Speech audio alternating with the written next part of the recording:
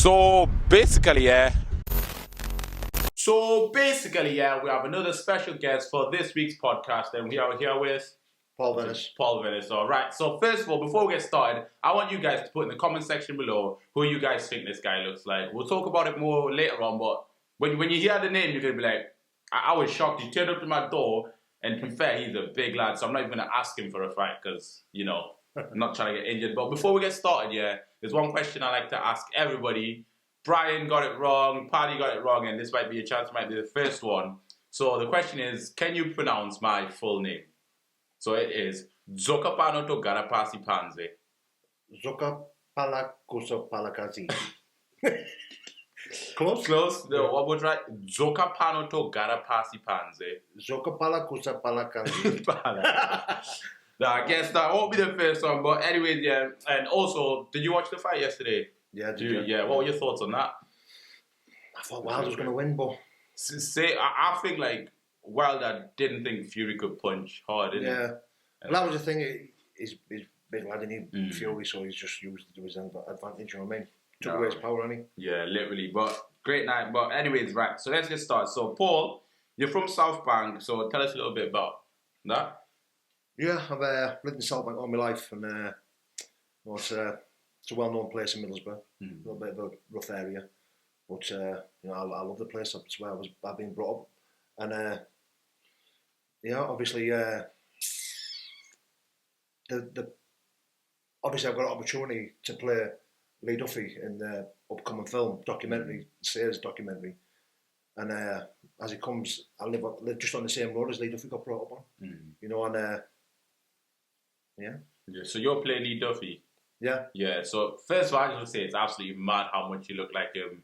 And did you know him, or did it just... I was only a bairn when he was about, but I've heard all stories, and he's like the Loch Ness Monster, and he's of South Bank, he's heard all the stories. I was obsessed with him growing up, listening to the stories, listening to all the old school talk about him and that, and my mum knew him. My mum knew him well.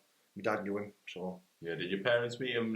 Yeah. My mum was good friends with his sister, so she knew Lee as a kid. They were like round about roughly the same. I think Lee was a bit older, but roughly the same age and that, so they were... she knew him very well. She knew him well, yeah. Yeah. I think I had one interaction with him where I had this this brown leather, the old aeroplane coat with the big fluffy white collars that he used to have. And I had one of them on, and I was sat in the pram, and he come over, and he was... because he knew my mum and that, and he was like, "Wow, look at him! He's going to be the next Leeduffy." And my mum, he's not definitely not. And then look what's happening. Destiny, you know what I mean? Crazy. Yeah. All right. So obviously, you say you had a past with bullying, and I've had it myself. So what's your journey through bullying? Well, I've always been a big set kid, every set kid, So I was a bit podgy. I've got two different coloured eyes, and I was... Oh shit! Yeah. Yeah, and I was ginger. Quite bright when I was young, so I went through a stage of getting picked on to the point where I didn't want to go to school and crying, and my dad your parents can only do so much to stop the kid go to school all the time, but it never really stops, you know what I mean? But just all through early ages of school and stuff like that, I got picked on and that, you know what I mean? Until one day I decided to fight back. All right, so what was that like? Did it ever push you to do anything? Well, I think it was watching my parents, because my dad was a bodybuilder and a big lad and that, and I think he was suffering watching me get bullied and stuff. So he was saying, "We'll go to boxing, we'll do this, we'll do that, just take him back and do this," because he was going to school, trying to do it the right way to stop the bullying, but it wouldn't stop. Do you know what I mean? So I remember he took me to boxing a few times and stuff, and he bought me a couple of DVDs. But I always remember he bought me this DVD called The Fabulous Four. Roberta Duran, Thomas Ernst, Marvin Hagler. I think you might be too young to remember him. Marvin Hagler and Sugar Ray Leonard. You know them, Sugar Ray, yeah. But there was a video when I was a kid called The Fabulous Four, and I watched it religiously every single night, just obsessed about it. And one day I never got bullied after that. After a while watching that, I just started hitting the kids back. Do you know what I mean? And after a while, I was going into secondary school, and I become fearless, the tables had turned, if you like, you know what I mean? And I just never looked back after that. Yeah, so obviously right now there's a big anti-bullying campaign going on, and so like with bullying, because I always think like it's gonna be impossible to stop it because there'll always be bad people in that. Yeah. So what would you say is like a good way of tackling it? Because obviously for you, like you became big, you could stand up for yourself, but a lot of people aren't in that situation. Like obviously, I totally respect you standing up for yourself. That's what a lot of people need to do. Yeah. And a lot of people don't get that opportunity. What do you reckon there's like a solution to it all? Well, it's funny you should mention this because I've got 3 kids myself. I've got a daughter who's we're going through a few difficulties with her. She's could be autistic. She's going through the tests and all that. And it's the first thing you think about, you know, because you know how nasty kids can be. So I think it's just the parents just bringing the kids up and drilling it into them. You know, like, look, be nice to other kids. You don't know what's going on with them, and you know, just bringing them up and learn them not to be a bully, not to be nasty. You know, I think it's a perfect solution just to drill it into the kids. You know, just be nice to kids. You never know what's going on. Do you know what I mean? Yeah. I think it's a perfect way. Yeah, 100% agree with that. Because like, if you teach them from young, it's like a lesson for life. You know what I mean? Yeah. All right. So obviously you became a fighter. So what was that about? It's funny because when we spoke about the bullying and stuff like that, and then I started learning to fight myself, and then it's sort of when you learn, because I had this gift, you know, of being able to fight, and obviously it become natural to me. And by the time I was 16, 17, 18, I was building this reputation, and I was fighting, and you know, I'll tell you what, sorry, I don't mean to go back, but what happened was when I was young, like bullying stuff and that, when I become 12, 13, I remember something bad happened to me where these, remember the old catapults you used to get? Yeah, the slingshots, yeah. I had a couple of them. We bought a couple of them. It used to be a South Bank market. We bought a couple of them. We goes to the bridge, and I'm firing these little stones over a bridge. Obviously, the cars are driving across the bridge. And I'm firing them over with sleevers. And obviously, some of the stones weren't come back down. Do you know what I mean? And we were expecting them to come right over the bridge. Obviously, some of them weren't making it. So who knows what happened with the stones. Anyway, so I stood there. Next thing you know, this bloke, quite a big bloke, started climbing down the side of the bridge. And my 2 friends just ran off. So I thought nothing of it. And as I turned back round, this guy has just absolutely levered me, punched me as hard as he could. I was only young. I think, do you know what? I think I was just before I was going into secondary school. I was only little, do you know what I mean? And he absolutely kicked the hell out of me. And to the point where, like, I thought I was going to die, do you know what I mean? I'd lost control of my bowels. I was only a kid. I ran off and he was chasing me. And it was only, where it happened, the path is covered by bushes for about a mile. And he chased me all the way down to the end of the bushes. And when I come out at the end, my 2 friends were there. And when they see me, they just start crying. Obviously, I couldn't see what I looked like. But he fractured all my side of my cheeks, all my eye sockets, broke my nose. Absolutely levered us, do you know what I mean? And then I never forgot it. I had to live with that for ages, do you know what I mean? And then it happened 2 more times, but with guys who I knew. And then by the time I reached to this point where I was 16, 17, I never forgot it. And I seen these men kicking about, and I got my own back on them, you know, and you know, it does something to you when something like that happens to it as you're a child. It does something to you. It changes something in your head where it's a point where it's like, if he can do that to me, something changes in you where you become like the feelings become dead. You know, like your guilt, your remorse, no shame, nothing. I never felt nothing for anyone. Do you know what I mean? So if I was going to get into a fight or I was going to hit someone, I felt nothing after doing it. You know, so I think that's where my fighting life come from. So by the time I was 16, 17, 18, I was this fearless young man who just wanted to hurt people because all I'd done most of my life was get hurt by other people. So obviously the path that I went down was fighting, reputation, all of it meant everything to me. And then before you know it, it started spiraling out of control, so I couldn't keep up with the lifestyle I was living. You know, it was the drugs and all the other stuff that comes with it, that lifestyle. And it got out of control to the point where I made a lot of enemies and ended up getting arrested for gun crime. And I went to prison for a good few years. My door and everything got shut off. I had a family and everything, you know what I mean? They targeted my family, shut my door, shut my windows. I armed myself, and I got a decent prison sentence. And when I got out of prison, I'd done a couple of years. When I got out of prison, something had changed in me to the point where I thought, I don't want to go back to that old lifestyle. I knew what I was. I knew what I could do. I knew what I was capable of. I thought, you know what? when I got out, there was a guy who'd opened a mixed martial arts gym in South Bank. It was called Impact Martial Arts. And he said, look, do you want to come? Come. I said, look, I've got no money. He said, no, don't worry about it. I said, just come, just train, just keep out of trouble. So I started going, started training. It was kickboxing, boxing, the full shebang, the full lot, do you know what I mean? I was good at it. I was a natural. And there was a guy come down, he was fighting for the world title in Italy, a big lad, heavyweight. He was fighting for the world title in Italy. And there was one more heavyweight in the gym called Andrew, and he was sparring with this guy, but he only got 2 or 3 rounds out of him. And he said, look, Ben, he's hurt himself. Do you want to jump in and do a few rounds? I'd never fought professionally or anything like that. This guy was a professional fighting for the world title. And I got in with him and absolutely battered him. Absolutely battered him. Sparring, but I didn't know him. I was treating him like a fight. I absolutely levered this guy. And I remember getting 1 round out of him, going back in the corner, and the coach went, power down, take it easy on him. Yeah. And I went, what? He went, you can fight for us. And I remember saying, tell me pro, and he went, yeah, well, and I just walked off and just took it easy on this guy. This guy won a world title, do you know what I mean? He was good.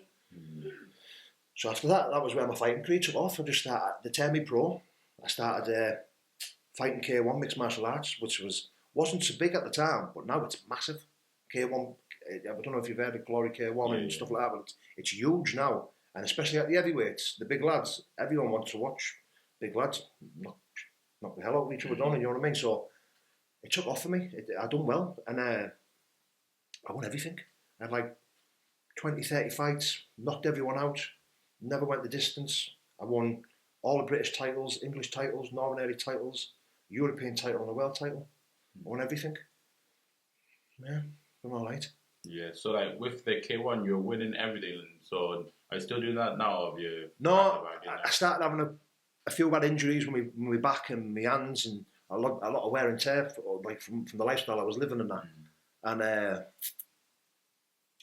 no, just something turned in me where I just thought, you know what, I just ended up stopping. You know, like I never retired really, because I thought I might want to do it again one day.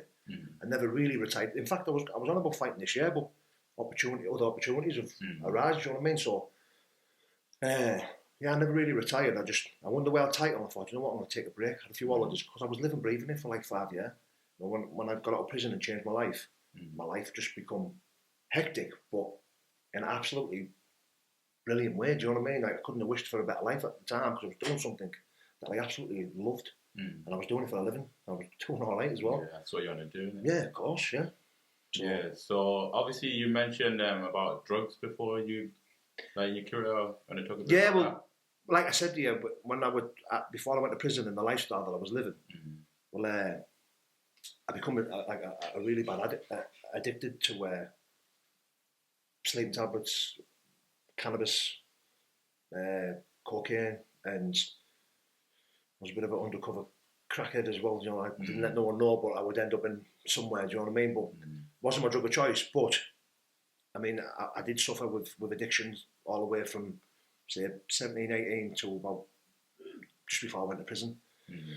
But yeah, that was the spiral of me getting out of control, and it become not living up to the reputation, but living to get your next fix, your next hit.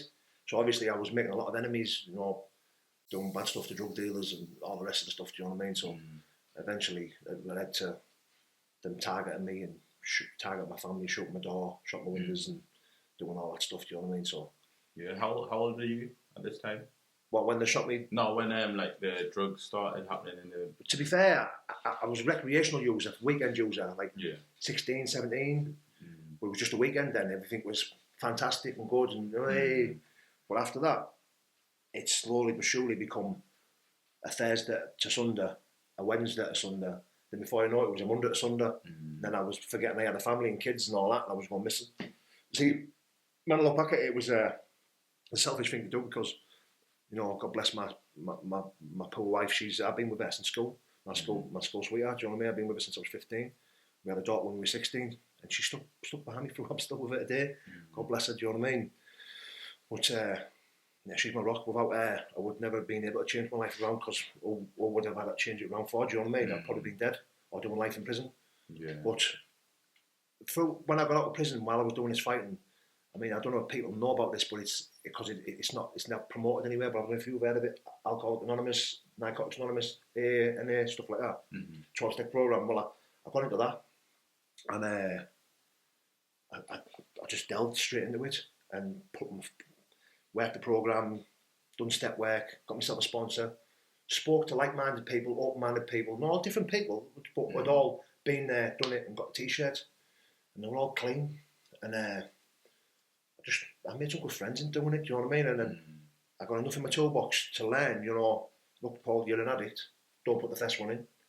And I mean, it's only just for a day. It's not, I can't drink ever again, or I can't take drugs ever again. It's just for a day, 24 hours. You know, so I can wake up in the morning and go, you know what, just for a day, I don't have to use. I mean, I've been clean for, 10 years. I've never touched a drink or anything, but it doesn't bother me today. It's just like, it's a day-to-day basis for me. Do you know what I mean?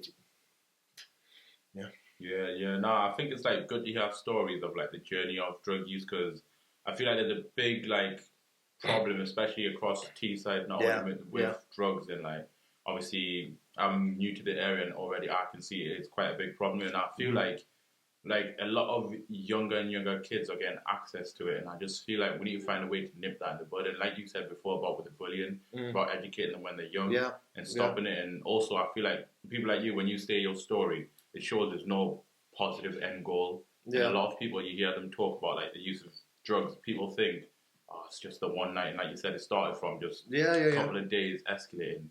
And we need to like get more stories like out about you. And also, so like a lot of people say prison doesn't work, and like, you know, you hear people say, oh, it's just time in there to come out and do it again. But obviously in your case it seems like it has, because did you change in prison or after?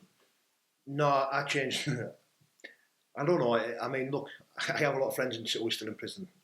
So, because it's like one of them. Like, obviously, nothing's perfect. You know what I mean? Of course. Well, I mean, look, you get 3 meals a day, you get gym, you got a roof over your head, and a telly. What more could you ask for? You know, especially from the life that certain people live, where they're on the streets and stuff like that. I mean, don't get me wrong, it was a bit of a relief for me to be in there. I miss my kids, I miss my wife, but there was no bills, no nothing. I had gym twice a day. I had everything. You know, and for certain people, it can be rough in there, it can be tough, but I mean, it wasn't for me. You know, I don't know. I mean, prison life is hard. It is hard. You banged up, you're locked up for 22 hours of the day, but you become adapted to it. You become used to it. You know, you can get work. You can get. It is rehabilitation in there. Don't get me wrong. It's not. I wouldn't say the prison system's knackered. It doesn't do no good. It's just. It's like a youth club for grown-ups, which it can be sometimes. But it worked for me. I don't want to ever go back. Do you know what I mean? I mean, I know lads who. I mean, I was only in there for 3 years, and lads were coming in and out every 6 months because they had out on the streets there are nobody. In prison there are somebody. Everyone knows them. Do you know what I'm saying? So it's like it's sad to see. It's sad to see, but you know, just one of them. It worked for me. You know, that's all I can say. Because when I was in there for a while, for the amount of time I was, when I come out, time flew. But I always know it's not a place I want to ever go back. Do you know what I mean? So yeah, 100%. So like, when you why did you change overall? Like, what was the reason? Like, well, what happened was, I remember. Do you know what? It was while I was in prison. I come up mad about something while I was in prison. There was a guy called Shane Taylor, and he's absolutely massive in the Christian world now. He's such a good bloke. But at the time when I first had I had a run-in with him years ago, and he was an absolute lunatic, crazy lunatic, like psychotic. And there wasn't many people I'd been around who I thought, oh, hold on a minute. Do you know, like, I tell you what happened was, I took a friend of mine went to have a fight with another kid, and he was there with this other kid, and my friend was sort of losing the fight, so I was like, getting ready to join in, and he just pulled this blade out, and he just looked at me. He went, "If any one of you joins in, he said, I will kill him stone dead right now." And you know when you just believe someone, he had this look in his eye where he was like, it's all in the eyes. Yeah, honestly, he was like tall, ginger, like a thin build, but he had this look about him where you just thought, like a scary look, and he looked right in your soul. But it was like the first time I'd ever experienced it before, because I'd had someone had pull a knife out of me, and I'd sort of like gored him. But see, with him, I just believed him there and then when he said, "I will kill you right now," And I thought, yeah, he will definitely will him, like. And anyway, I remember somehow I come across his book in prison, and I remember opening. It was like a crime book, about people who change their lives around and stuff like that. Mm. I remember opening this book, and he was there, stood there, big smile on his face, big teddy bear eyes, not these psychotic eyes no more. I could see in the picture, I was like, wow, I know him. And he had his address in the corner, and he was only living in Grangetown, Middlesbrough. And he was this guy was from Peterlee. So I thought, wow. So I wrote to him. I remember writing to him or got in touch with him somehow. And he said, look, can I come visit you? And I said, yeah, all right. And he come to see us and that. And he was, his whole demeanour was different. He was like this big, caring guy, do you know what I mean? And he sat down there, little brother, gives a cuddle and that. And his eyes had changed and everything. And I said, look, what's going on here? And he said, I told you a bit in his story, but what happened was he'd had a massive experience with God, Jesus and stuff. And his story blew me away, blew my socks off. I thought, wow. Now, I knew this guy, and his story's absolutely amazing. He was like top 6 deadliest prisoners in the UK. He was like inside a prison, like solitary confinement for nearly like 5, 6, 7 years. He was getting fed through a hatch. Oh, he was crazy dude, one crazy dude. And when I read his story and learned more about him, I just remember these run-ins that I'd had with him, little run-ins in South Bank with him. I knew something clicked in me. I thought, wow, he's a nutter him. And I used to remember saying to the lads, no, leave him alone. Something wrong with him. But anyway, long story short, when he told me about God, he never come and preached to me or jumped down my throat. He just told me a quick story about God and how it touched him, changed him overnight, instantly. And something changed. Like, I become open-minded about it. I remember going back to my prison cell and grabbing a chocolate bar and putting it on and going, go on then, God, over that. It never moved. It's like, it's been real. But even the fact that I was like doing stuff, questioning it, saying the odd sneaky prayers and that without anyone seeing and stuff like that. When I got out, he was there for me, spoke to me, and stayed in contact with me. And before you know it, I was having my own experiences, and you know, the amazing thing was, I just seen God in him. He never ever jumped down my throat and brought Bibles and started singing with a tambourine and singing to me and going, look, God, God. He never done that. He was just there. I become friends with him, and he was just an amazing dude, do you know what I mean? I just thought, wow. And it's something stood attractive in him to the point where he was like this big, powerful, lovely man. And I liked everything about him, do you know what I mean? And we become friends and like brothers now, do you know what I mean? And anyway, my own little experiences happened to the point where I'd given my life to God, and I got baptised myself whilst I was doing the fighting, and which has totally transformed me, changed me. Do you know what I mean? For the better.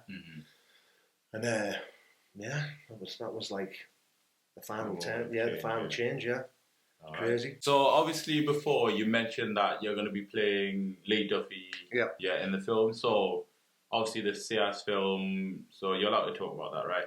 Yeah. So could you tell us a little bit about just the wole process? And obviously I'm an actor myself, so I'd love to hear the journey. Well, look, when I got the phone call, it was before Christmas. I thought it was a wind-up. I thought it was a joke. I was like, yeah, well, put the phone down. And anyway, long story short, they got back in touch with me and said, look, no, it's not a joke. I was like, well, why me? And they were like, look, we watch your videos on YouTube. Watch your fighting videos on YouTube and stuff. He said, you're from South Bank. Same lingo, you talk the same as him. You're perfect for the part. And I was like, I've never done any acting or like that. They went, don't worry about it. Do you want to do it? And I was like, yeah, well, definitely. And it was an opportunity I didn't even need to think about. But with me being friends with the family, with Laurie, God rest his soul, and like I knew all the family and all that, I thought, like, look, I need to speak to them and, you know, kind of get the blessing and that. But the more I thought about it, I thought, look, I'm not here to fall out with anyone overdoing it, but I was obsessed with Lee, and he's a living legend of South Bank, and I thought, you know what, it'd be an absolute pleasure, man, keeping this legend alive, do you know what I mean? I thought, I don't even need to think about this, I know I want to do this part, do you know what I mean? Yeah, so that's how it come apart. It was mind-blowing, because I just thought, wow, you know, I was on about fighting again this year, you know, just to pay the bills and stuff like that, and when this opportunity arose, I just thought, sound. Certain you can't turn down, and it's like man, change your life. It's a life-changing opportunity. You know what I mean? Well, that's it. And now don't need to put me dashing good looks on. Yeah, You know what I mean? yeah, I'm saying, yeah, probably got because you're good looking guy, you know. Like, really? So like, how did you like even get the role? Like, did you audition or? I never auditioned, no, but you know, I heard guys were auditioning for it after I'd got the role, after I accepted it. But I met them anyway. They said, "Look, we're coming down after Christmas." They just asked me if I'd been interested. I said, "Yeah." They said, "Look, we're coming down after Christmas in the new year. Can we meet up on that?" I said, "Yeah, well, I." And anyway, I ended up meeting up with them, and they were just like, "Wow, you're perfect for the part. You sound like him. You talk like him. Mate, I live on the next street when he got brought up on. Do you know what I mean?" I knew all these stories about him anyway. And I was just eager. I just thought, yeah, I'll definitely do it. I was quite nervous, to be fair, because I just thought, I've never done acting. But, you know, I just thought, at the end of the day, he was a fighter, I'm a fighter. You know, from South Bank, it's just, I feel it's right. I feel it's right to me. You know, I feel like this is an opportunity that I couldn't turn down. Do you know what I mean? Yeah. How did your family feel about all the thing? Yeah. Do you know what? My mum and dad were a bit, is everything going to be okay? It's a bit worried, as mum and dads do, but then they were like, you know what, this could be a good opportunity for you, son, you know, take it, go and do it. My wife's she just supports me whatever I do, you know what I mean? She's a good lass, so, yeah, stuff it. Alright, so your kid's excited? My boy is. I've got a 9-year-old boy, and trying to tell him what's going on. He's going to be a big movie star. Like, yeah. He thinks I'm going to be in the next Batman or James Bond or something. You never know. It starts off with something like this, maybe like you said with the fighting in it, you had to do it and it was in you. You got in it, and then with acting, like you never know where this could take you. And obviously, prayers coming from me, like wish you all the best. And it shows how like you've came from the fighting, the drug abuse, the prison sentence. And how old are you now? 34 young. 34 young. So it's like it's just time doesn't matter. You know what I mean? Like. No. A lot of people are like that I know believe like once you've gone in jail, once you've done this, you don't get a second chance, and I feel like that's why a lot of people continue to like commit crime. They don't bother changing because like you've been judged as a criminal. That's what you're going to be for the rest of your life. Yeah. I get that. Now you've done the worst. You've changed your life. You've seen God. You've had like an epiphany sort of, and now you're going to be you're practically going to be a movie star. You know what I mean? And you never know how well this film could go because like. It's like with Ken Loach, this amazing British director. He directed this film called I, Daniel Blake. Whenever like local films are shot, you're just like, oh, it's from the area. You don't expect it. And it ended up winning a BAFTA. So you never know. Like obviously, me, I have faith in you. He's an amazing person. You look the part, good looking. So I'm just, it's got to be mad. You know what I mean? And obviously, I'm an actor myself, so it's going to be great to see and local talent. You know what I mean? Yeah. People, I love seeing people from my area doing well. People I know, because a lot of the time you see like. Big movie stars that you'll never meet, you know what I mean? And like, if you get big, I'm going to be on my YouTube video saying, he was in my house, you know what I'm saying? Right there in front of me, like, I'm going to be on that. But now I'm excited. But yeah, so what are you saying for the future? Like, do you want to take acting as a career or do you want to go back to fighting? Or so what's the big plan? Well, look, as much as I used to love fighting, and it was the only thing I've ever been good at, you know what I mean? And I know I've been good at it. But it's a lot of strain, it's a lot of pressure. You know, and to go back to it now after having a couple of years out, I mean, don't get me wrong, I was excited about it, but you know, I enjoy chilling out. I enjoy, you know, not being so serious about it all and that. You know what I mean? It's like I still train, I still keep fit, still in the gym and that, but it's nice not being too serious. You know, it's nice being able to spend time with my family, my kids and stuff. You know, so I mean, this acting thing, it's new to me. I'm a beginner. I need to learn. You know, and I think. If anyone puts their mind to it and gives it 100%, you can achieve anything.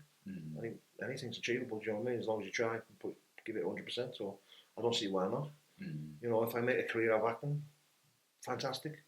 If I give it a go, it doesn't work out, I tried. You know?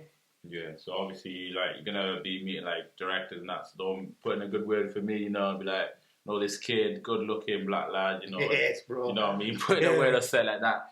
And yeah, so, like, obviously with the fighting, like, you say you don't want to get back, but would you ever be interested in coaching it or teaching people, or is that not? No, to be fair, it's been on my mind to own my own gym. You know, I would love to own my own gym one day. I'd love to, you know, give stuff back, and you know, at the end of the day, I've got a good resume for fighting. You know, I'm well titled. You know what I mean? What more can you want? You know, the local gym that I used to train at, the Impact Martial Arts, is a fantastic gym, brilliant kit for kids. excellent family, a good family aura around it and that, you know. So sometimes I was always going to go back to it and give something back, do you know what I mean? But then I thought, you know what, I would love to own my own gym, my own building, stuff like that, do you know what I mean? So fighting's always going to be in my heart. It's always going to be there with me. I'm always going to be obsessed around it. I'm always going to love it. But it's, yeah.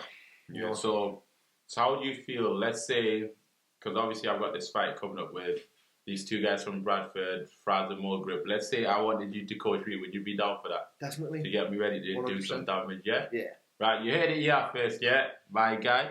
All right, so last one, yeah. So obviously, after the film, let's say you get a big paycheck, what are you going to do? Are you going to chill out, go away with the family? Like, I think all I do with the family, innit? All day with the family, Yeah. Respect for that. All right, so it's been a pleasure having you, Yeah, big fella. And, I might as well, dude, let's say us two had a little spot. Did you reckon I would stand a chance?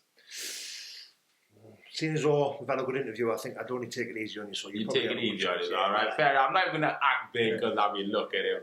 Yeah, but thank you very much for being on the show. Big respect. And also a little flex. Jeez, wrecking the Rolex and that, I'm trying to be like him when I grow up, you know what I'm saying? Alright, sweet. And yeah, guys, if you want to know more about this guy in the film, just search it up.